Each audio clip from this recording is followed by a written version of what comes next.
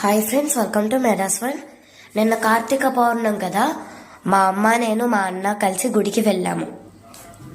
నిన్న మా పూజ ఇలా జరిగింది. మీ ఇంట్లో కూడా ఇలా పూజ చేసుకుంటే కామెంట్ సెక్షన్లో కామెంట్ చేయండి. ఈ వీడియో మీకు నచ్చినట్టయితే లైక్ చేయండి, షేర్ చేయండి, కామెంట్ చేయండి, సబ్స్క్రైబ్ చేయండి.